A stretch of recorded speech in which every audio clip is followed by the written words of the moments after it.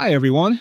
Welcome to my workshop. Today, we're going to talk about solar charge controllers. A charge controller is an electronic gadget that you need to place between the solar panel and a battery. Its job is to make sure the battery charges properly, doesn't get overcharged or overly discharged, and, if possible, allows you to charge the battery at the maximum power that can be extracted from the solar panel.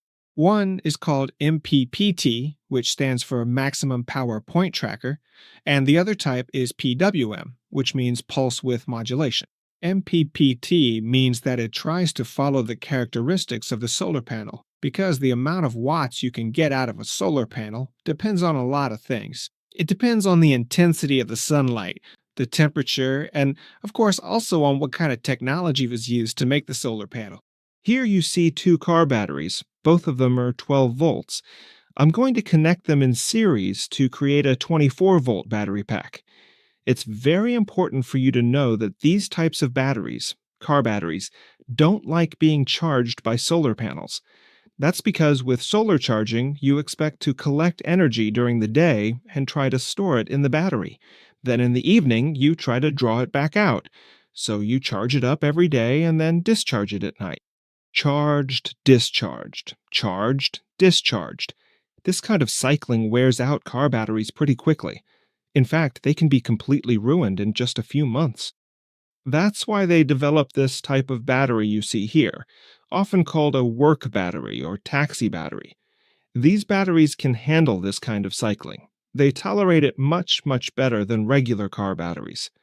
So if your plan is to have a solar panel and a battery for your solar panel, you should definitely buy a work or taxi battery for yourself. Otherwise, it's just wasted money. It won't even last through one summer.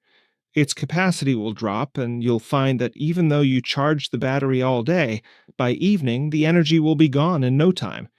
You'll end up asking yourself why you even bought a battery, why you have a solar panel, because you won't be able to get the energy out of it that you want. But with work batteries, this is possible, so a work battery is excellent. It can handle being charged up to, say, 14 volts during the day, and then being discharged down to 11 volts at night. And it can handle this cycle many times, thousands of times. These batteries, on the other hand, can only handle it about 100 times at most, or something in that range, these regular car batteries. The solar panel I'll be experimenting with will put out about 44 volts, and 44 volts will be more than enough for me to separate out 28 volts, because the terminal voltage of the two batteries, when it is fully charged, the reading will be about 28 volts. The solar panel's wire is still loose right here, so it's not connected yet. It's only hooked up to the charging module for now. And the battery's wire is also right here in my hand. I'm connecting it to the battery right now. It immediately recognized that the battery has 25.5 volts, and now I'm connecting the solar panel's wire as well, and the charging process will start shortly. I'll show the camera up close exactly what is happening. The instrument on the left indicates a charging current of about 5 amps, and the one on the right shows the same. So that means this charging module can't increase the current. The input current is the same as the output current. It can only regulate the voltage. I turned on this instrument as well, and it shows that at the solar panel's output, which I have here in my hand, there are 28.2 volts. If we multiply 28 volts by 5 amps, we get that we're drawing about 140 watts of power from the solar panel right now. Let's put in the next module and see what it does. Here I've connected the wires. The battery and the solar panel are hooked up the same way, but the battery wire is still here in my hand, so I'll connect it now, just like in the previous step. And now I can connect the solar panel wire as well. Here too, the charging process will start shortly. You can see that the 44-volt input voltage of the solar panel has started to drop down. Just like before, it dropped to around 28 volts, exactly just like with the other one. On this meter, you can clearly see that the current coming from the solar panel is also around 5 amps. For the solar panel setup, the current coming from it, as well as the battery charging current, is also 5 amperes. Here, the current fluctuates a bit, and the voltage of the solar panel continues to fluctuate around 26 to 27 volts. The same thing happened as with the previous charger. The input current is roughly the same as the output current. This one also was not capable of current conversion. meaning it could not, for example, turn a 5 ampere current into a 7 ampere current. So this module also only aims to keep the battery voltage as close as possible, to not be too high if possible. Let's move on to the next module, which is already labeled as MPPT. Let's see what that actually means. I unscrewed the 4 screws that hold this cover in place. This circuit is what makes it possible for a smaller input current to generate a larger one at the output. Of course, this doesn't violate the law of conservation of energy. There are losses here as well. This means that if you have 100 watts available at the input, the output power can't be more than 100 watts either. The cables are connected, so I can hook up the battery. This converter has an LCD display, which shows the battery voltage, 26 volts. The charging current is basically nothing right now, since the solar panel cable isn't connected yet. Here is the cable for the solar panel. I'll connect that as well. You'll be able to see the voltage of the solar panel on this instrument, and how it drops from about 44 volts. So right now, it's still 44 volts.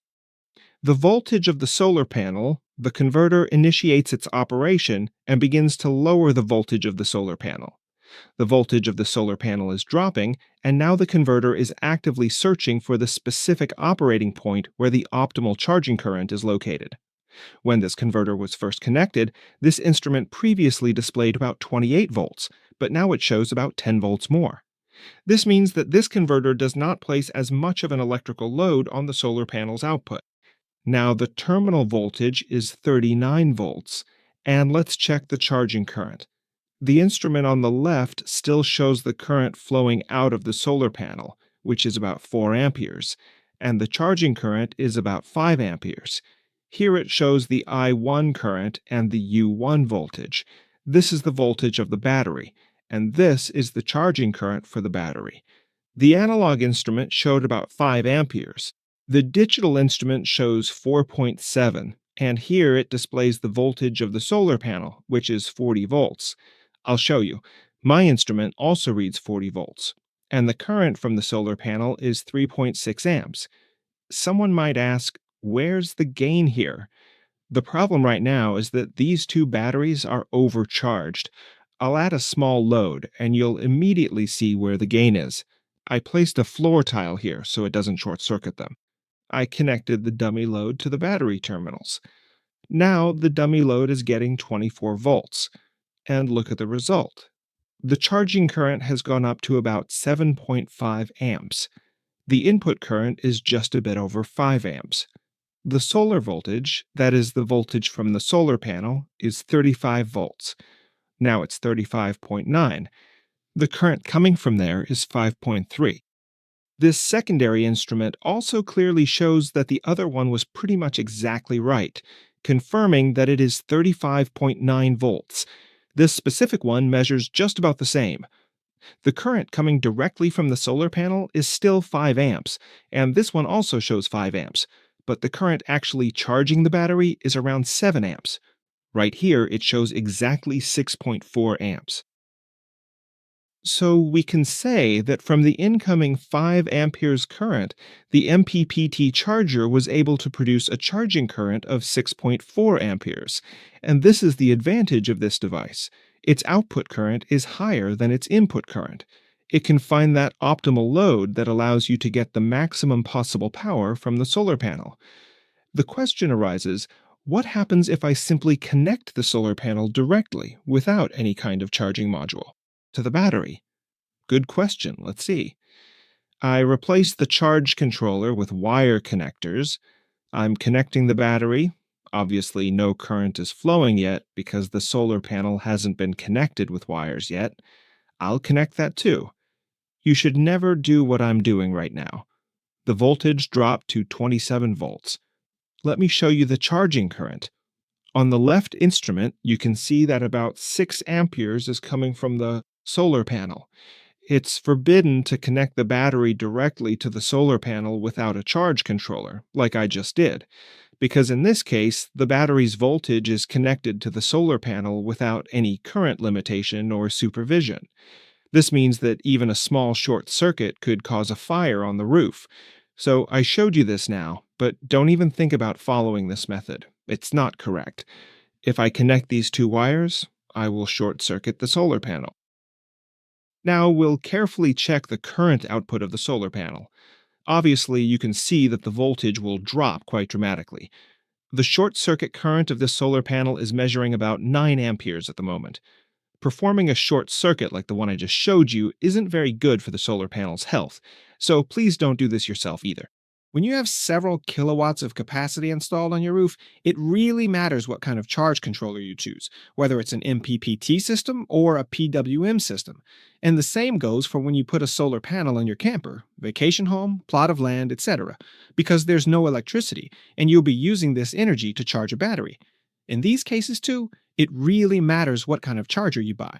Some manufacturers even claim that an MPPT type charger can achieve up to 40% more. I think that's a bit of an exaggeration. The truth is probably somewhere between 10 and 20%. The MPPT system really matters when the battery voltage is significantly different from the solar panel voltage. So, for example, if your solar panel outputs 44 volts, but you only have a 12-volt battery, then there is a huge voltage difference between the two. A PWM charger will simply load down the solar panel to, say, 12 or 13 volts. A lot of energy goes to waste. You won't be able to use it. So I say that if you're buying a solar panel and you actually want to take advantage of what a solar panel can really offer to get the performance you paid for, then buy an MPPT system. Buy a good quality one. Thank you for watching my video. Come back again. Please, as usual, subscribe to my channel if you haven't already, and like my video.